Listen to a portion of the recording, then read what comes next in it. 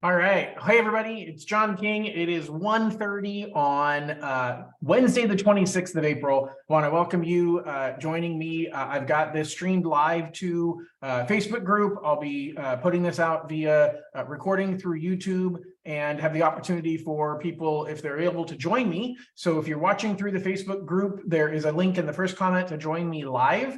So come on in and join me live so that I can make this interactive and answer questions for you and help you understand what's really going on, because there is a lot of confusion out there right now with this whole thing about, hey, are higher credit borrowers paying more for their loans than low credit borrowers? And, you know, it's become kind of political. It's become a bit of a hot topic. And there's a lot to unpack here. So I want to kind of break it down, help you understand what's really going on, talk through it, and hopefully get some people that can give me some live Q&A to answer my questions, or I can answer their questions and help you guys understand exactly what's really going on here.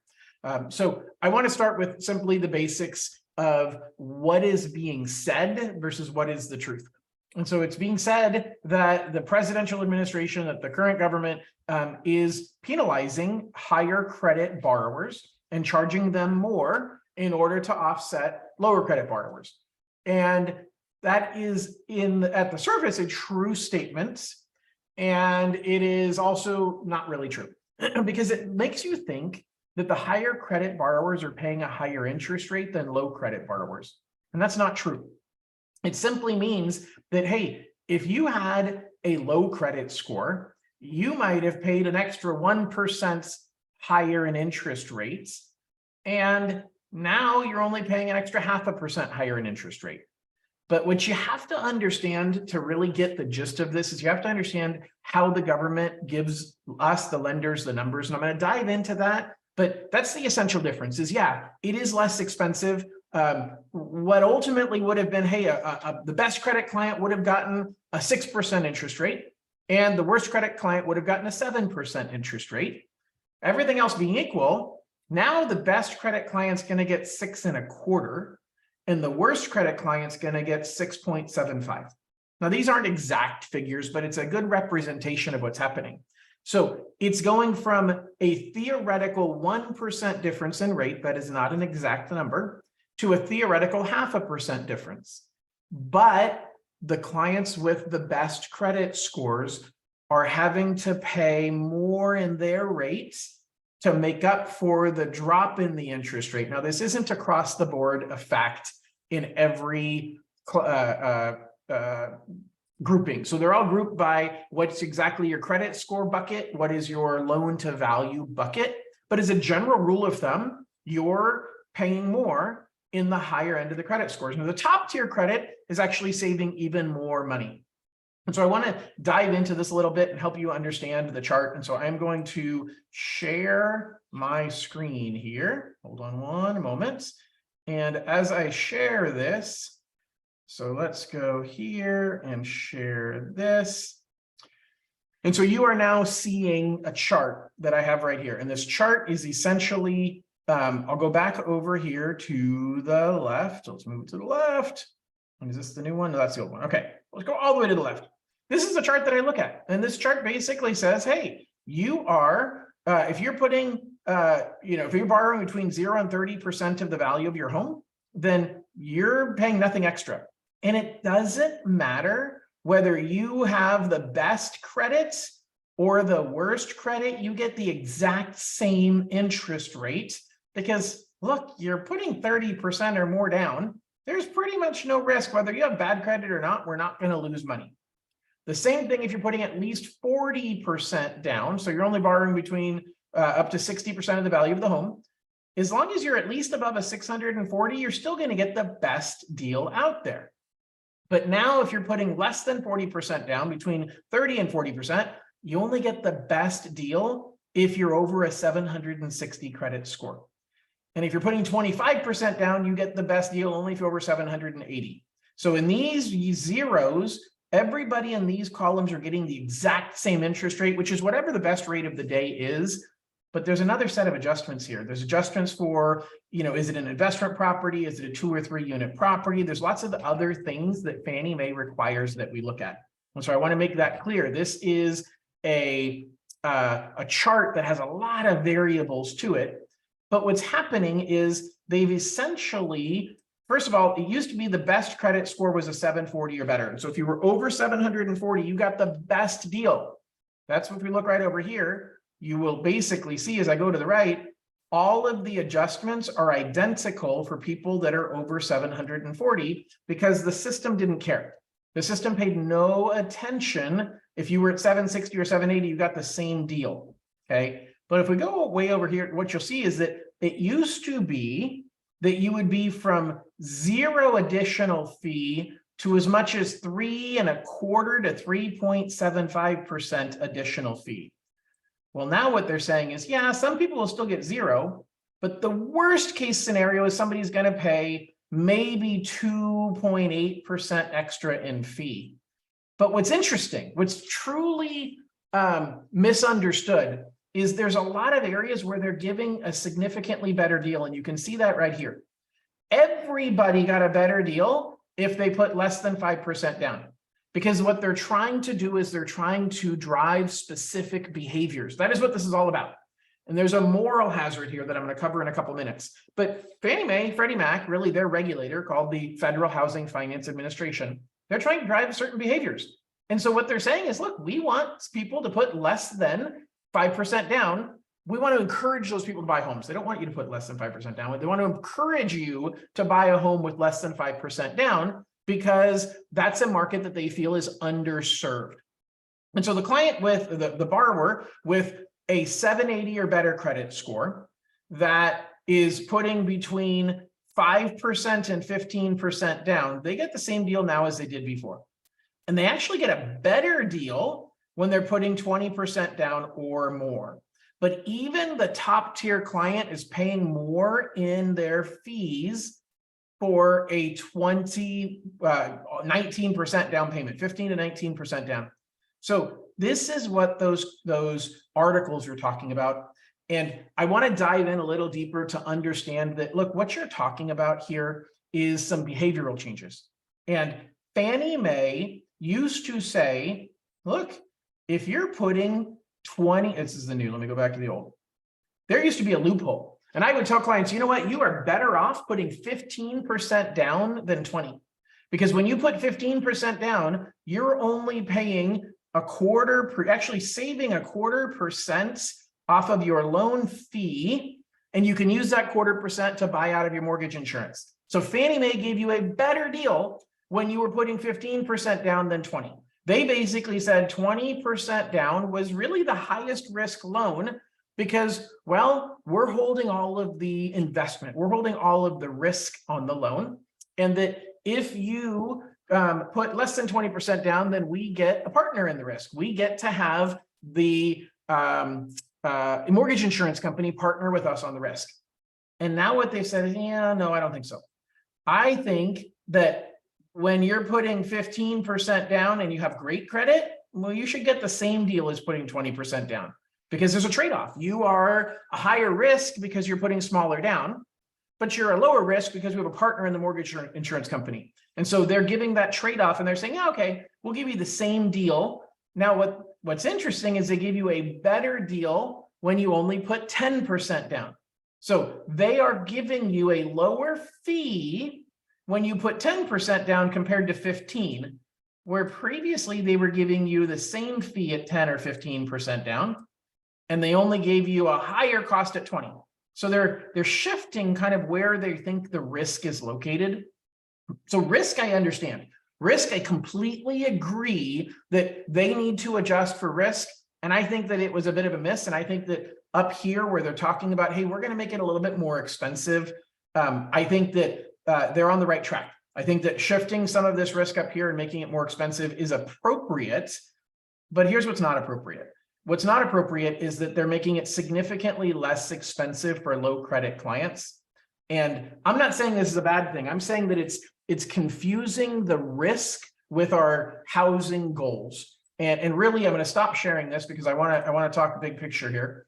What's really happening, in my opinion, is you've got a presidential administration who is trying to drive housing policy. They are trying to help underserved communities. And the reality of the data says that underserved communities, whether those be of particular race or ethnicity or particular income demographics, et cetera, there's literally, the federal government sets census tracts or regions within a city that they consider to be underserved. They look at the percentage of people that are homeowners within that census tract, and they say there aren't as many homeowners in that particular portion of the city as compared to the average within this city or within this county. And so they're trying to drive home ownership within those census tracts. And what they're saying is, hey, in some of these areas, in a lot of these areas, people are renters because they don't qualify for a mortgage. Maybe they have an average lower FICO score. Maybe their average income is a little bit lower. And so they're trying to drive programs to incentivize people in those areas to become homeowners. I get it. My concern is we go back to the year 2000, 2004, and the Bush administration was kind of doing the same thing. Now, you're going to get people that are going to be on both sides of the political argument, and they're going to say, oh my gosh, this is because our current president is a Democrat. Well, guess what? A Republican did it 23 years ago. And it's what I think led to the housing collapse in 2007 and 2008. Now, I think that's a pretty dramatic thing for me to say, but it's really what I think. I believe that back in 2000 to 2004, the presidential administration was trying to drive home ownership rates. And they weren't driving it for a particular community. They're driving it across the entire United States. And they said, we need to find ways to help people become homeowners, and we're going to make guidelines easier. Well, guess what they just did? They made the rates cheaper for people who haven't done a good job of paying their bills. And from a risk perspective, that's setting up Fannie Mae and Freddie Mac to lose money down the road.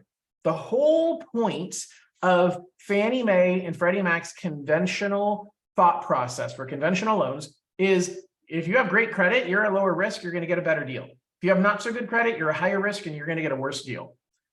But it gets worse because FHA has always been the place for helping people that have challenges with credit, challenges with payment history, challenges with qualification. And Fannie Mae is trying to say, hey, we're going to compete with FHA, but they can't really compete with FHA for two major reasons. First and foremost, the mortgage insurance that goes with FHA is handled by FHA. And so FHA has a thought process that says, you know what, everybody gets basically the same deal, which is the opposite of what Fannie Mae and Freddie Mac do. FHA says everybody gets the same deal. Well, what that means is that when you have a lower credit score, a conventional loan would really punish you. And an FHA loan says, no, we're fine. If you have a great credit score, a conventional loan is going to give you a lot better of a deal. And FHA says, well, we give everybody kind of the same deal. And so that made better credit clients go to conventional and worse credit clients go to FHA. And the mortgage insurance fee is also very, very different because conventional loans use private mortgage insurance companies. They are for-profit organizations. The truth is Fannie Mae and Freddie Mac, they are for-profit organizations. The challenge with Fannie Mae and Freddie Mac, hold on one second here. I think somebody has an issue getting in. Okay, so the challenge with Fannie Mae and Freddie Mac is that they are under conservatorship. The federal government has ownership overseeing Fannie Mae and Freddie Mac. So they actually can't make a profit, even though they have shareholders and they have a board of directors. They're not allowed to keep their own profits. But they were supposed to rebuild their profits so that they could become separate standalone companies. So they're kind of public, they're kind of government. The mortgage insurance companies that support the conventional loans when you're putting less than 20% down are private companies that are trying to make money. And like any insurance company, they're going to look at risk and they're going to say, hey, the risk on this loan is really high. Even though Fannie Mae says we're going to give a better deal to that 3% down borrower, no matter how bad their credit score is, you're going to pay really high mortgage insurance compared to FHA's mortgage insurance, because FHA is a non-profit government entity. It's designed to not lose money and to not make money. It's designed to pay for itself.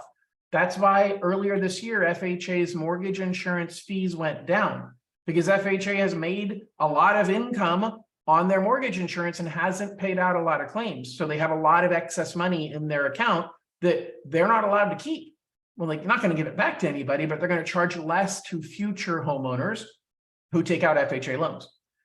And the final piece of this whole equation is, even if the rates are cheaper than before for lower credit borrowers, they're still more expensive than the high credit borrowers' rates.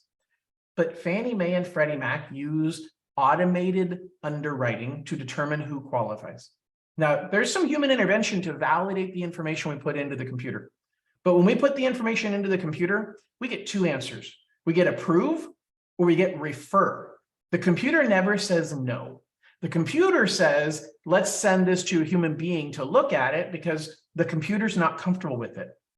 Now, the human being technically can overrule the computer and say, yeah, I know the computer didn't like it, but I like it.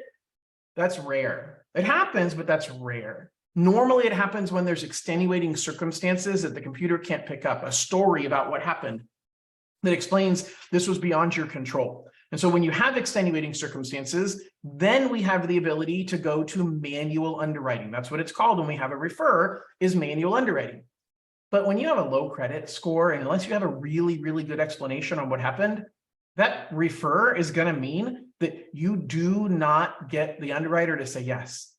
So therefore, even though they're trying to help make the cost of the loan lower, the interest rate better for the person who has a lower credit score, it's rare they're going to get approved. And that computer system that Fannie Mae and Freddie Mac use, it gets tweaked on a monthly basis. And what I've noticed, what my peers have noticed, is that it gets harder for people to qualify. I used to see anybody that had a better than 680 credit score that was putting, 3 or 5% down, they would qualify. Now, that barely qualifies. More than often than not, it doesn't qualify. I've seen people with a 720 credit score with 5% down. The computer says no to. It really likes 10% down. It doesn't like less than 10% down. So the computer is what decides who gets the loan.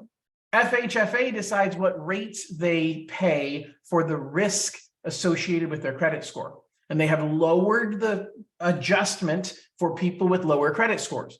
But remember, they're still paying more than what the people with higher credit scores are paying. All right, I'm gonna switch gears really, really quickly. I'm talking about the same topic, but I want to make this a bigger conversation, which is, what are the implications of this down the road? So there's actually another phase of what was put into place. So by the way, the hubbub about all of this is, oh my gosh, this goes into effect on May 1st and they're about to get more expensive.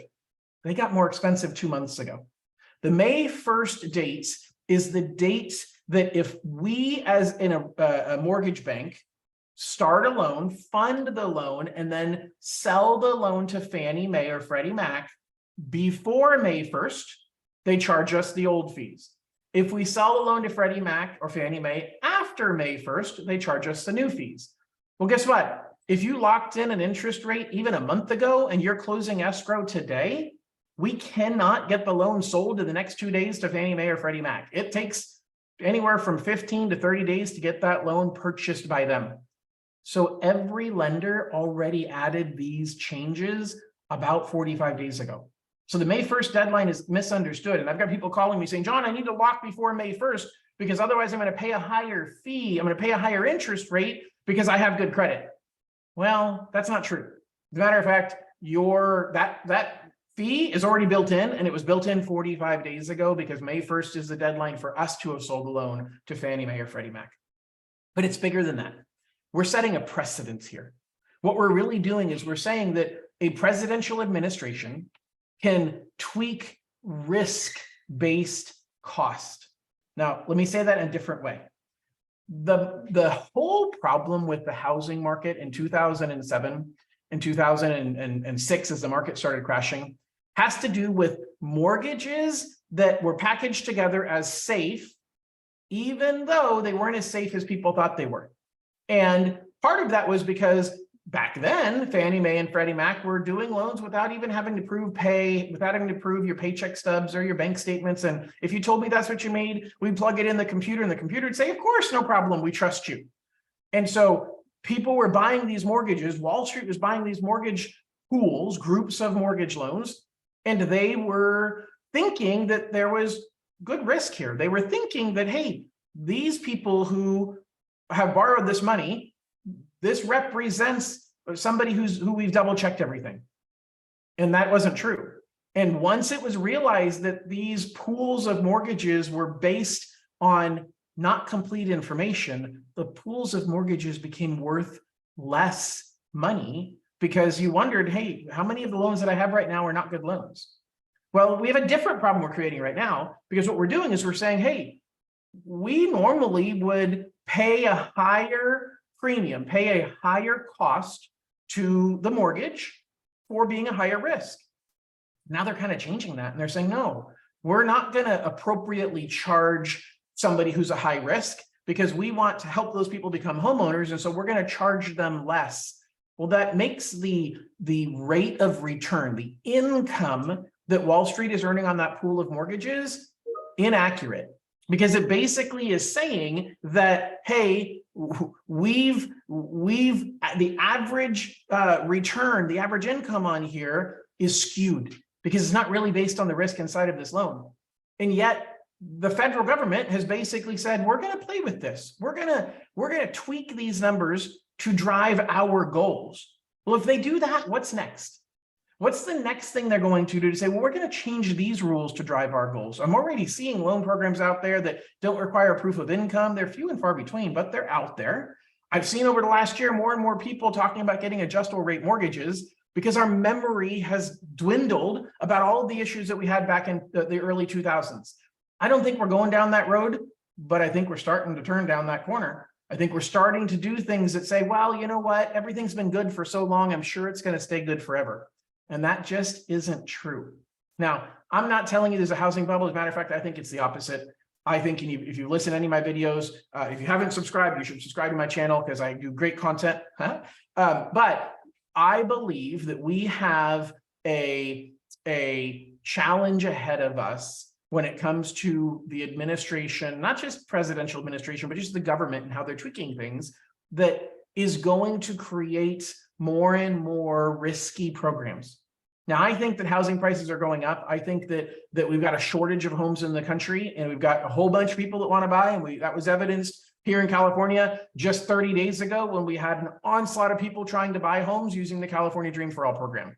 The reason why prices are down is simply because first of all, buyers don't want to pay the high interest rate payment, or they can't afford to pay the high interest rate payment, and sellers aren't selling because they've got a super affordable loan. And why the heck would they list their house on the market when they don't see any inventory for something that they're willing to buy? So there's a lot of pieces at play here. But what I'll tell you is this particular issue is a big issue. And there's another problem coming. And that problem is that Fannie Mae and Freddie Mac expect lenders to charge a different interest rate based on the consumer, the buyer's debt to income ratio. Now, this was supposed to be launched with the same May 1st deadline, and my industry, the mortgage industry, the real estate industry, lobbied to get it pushed back because it's a major issue that is going to cause major problems. Imagine if I said, hey, if your debt to income ratio is below 40%, you get a rate of 6%.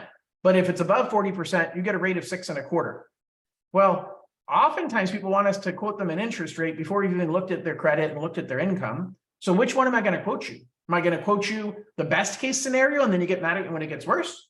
Or am I going to quote you the worst case scenario and you're going to leave me for somebody that quoted you the best case scenario? I don't think there's a way to win on that. But the second part of that challenge is that you've got changes that happen during the loan process. You've got underwriters that can calculate income 2 or 3 different ways, and they can use your current base salary, or they can use your current year average and last year's average, or they can use current, last year, and the year before. Now, the general process and history has been that the loan officer looks at it and most of the time takes the most aggressive of the 3 options. The underwriter looks at it and takes the least aggressive, most conservative, figuring, look, the numbers still work. They qualify even based on this other set of ways to calculate the income. So who cares? Well, now we care because now, yes, you still qualify, but it's going to make your interest rate higher. And now I've got to fight with the underwriter and they're going to say, yeah, I'm not sure that I completely agree with that. I see where you're coming from, but it could be this way or it could be that way. And we can't really predict the future on their income. So I have to take the more conservative option. And now I've got to call you and say, hey, by the way, I know I locked you at 6%, but the underwriter disagreed with your income calculation. and you're still qualified and you still have your home, but now you got to pay 6.25% instead. How are you going to feel about that? How is that going to sit in this market, in this world, when transparency is super, super critical, and yet I'm locking your interest rate and quoting you up front, even though the underwriter, the final decision maker, hasn't taken a look at your loan for probably another 2 or 3 weeks. And then there's legal disclosures. I disclosed to you and I put in writing that your rate's going to be 6%. Yes, I'm allowed to change that if there was something that changed. If your credit score got worse and we had to re-pull it, I'm allowed to charge you the higher fee that goes with your credit score. But credit scores, we don't re-pull on purpose. We don't re-pull unless it's expired. And a credit report's good for 120 days. So your lender's not doing their job if that credit report expired in the middle of escrow. Unless there was something weird that caused a long extended escrow, they should know when you got into contract that, hey, this credit report was pulled 100 days ago, which means I only have 20 days left to use it. And this is a 30-day contract. So I either need to speed up our closing or we need to pull a new credit report. So that's the only other thing that can change without your control. Other than that, it's credit score. It is down payment amount. Well, you already set that in, but now they're adding debt to income ratio. This rule has been postponed to August 1st. Now they changed how they implemented this one, and on August 1st, they're saying all new loans done after August 1st need to have this new risk base for credit for debt to income ratio, but Fannie Mae won't enforce it until the end of the year. So that gives lenders basically 5 months to fund loans that they locked before without having to worry about being penalized for having not included that fee. This is going to be a major problem, and it's the next battle we're going to have with Fannie Mae and Freddie Mac. So stay tuned. If you haven't subscribed, please subscribe, click the notification bell. I'm looking forward to taking great care of you. If you're watching us on Facebook, then follow me on Facebook as well, and make sure to join my YouTube channel. Looking forward to being a guide for you, and I hope you have a wonderful day. Bye-bye.